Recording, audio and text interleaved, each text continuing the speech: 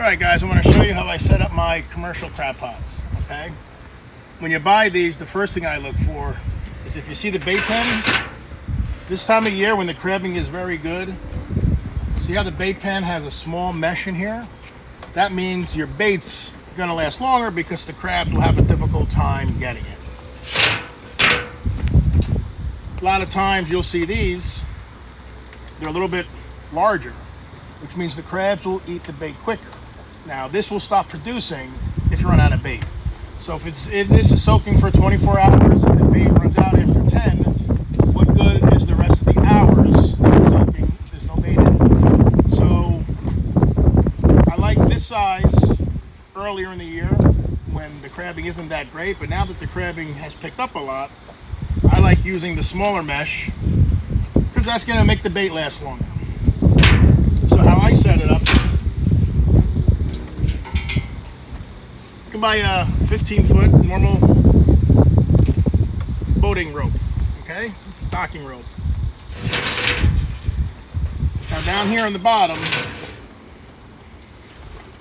I have this ring around it, the rebarb, all right? This helps keep it weighted down. But what I like doing, I just take the loop and I put it around the rebarb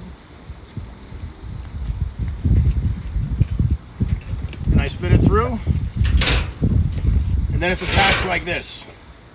If you attach it anywhere else, eventually it's just going to bend the net itself. I know a lot of people, they put it on each corner. That's good if you're in the lagoon, but when you're out in the bay and you have some current, bringing it in straight up, it's a little bit more difficult. This way, what I like about this, when I do lift it off the boat, it automatically turns itself upside down as you're lifting it up. What that does is the crabs that are in the bottom section of this will go to the upper partition and you remove them from here. So they have to be in the upper partition anyway. So if I reel them up, upside down, it'll help the crabs fall into the section where I can unload it. Then what I do, now that this is nice and secure, and this is going to put no stress on the pot itself. All the stress is going to be on the metal down here. Just get the other end.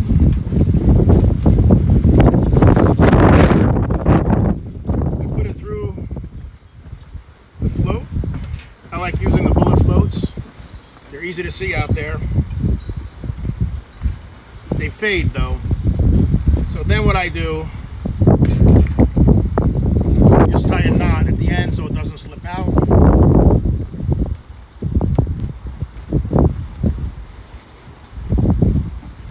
Doubling it up just in case.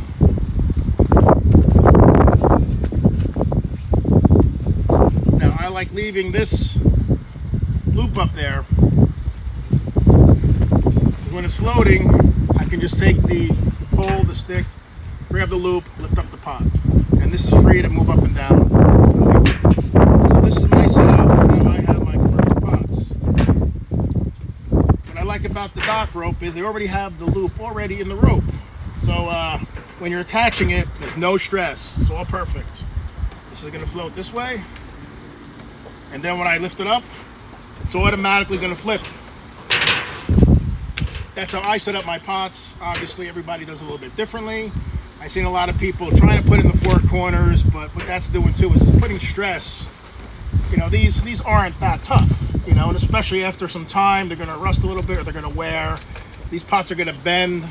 And the last thing, and I lost a few pots in the past. Again, everything I do is from trial and error.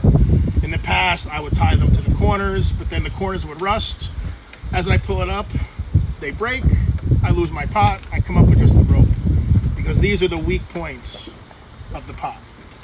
So I always like putting a nice piece of metal at the bottom.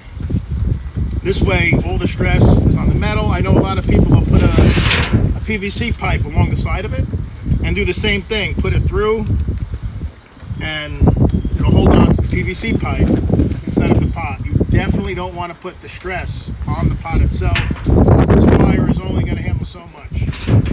That's your tip for the day. As August is approaching, the crabbing should get really, really good.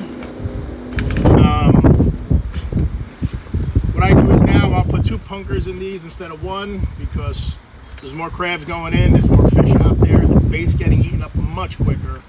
And again, if you soak this pot for 10 hours, it runs out of bait in 5 hours, that means it's sitting there for another 5 hours with nothing. So you want the bait to last as long as possible, which is why I like using this time of year that smaller mesh.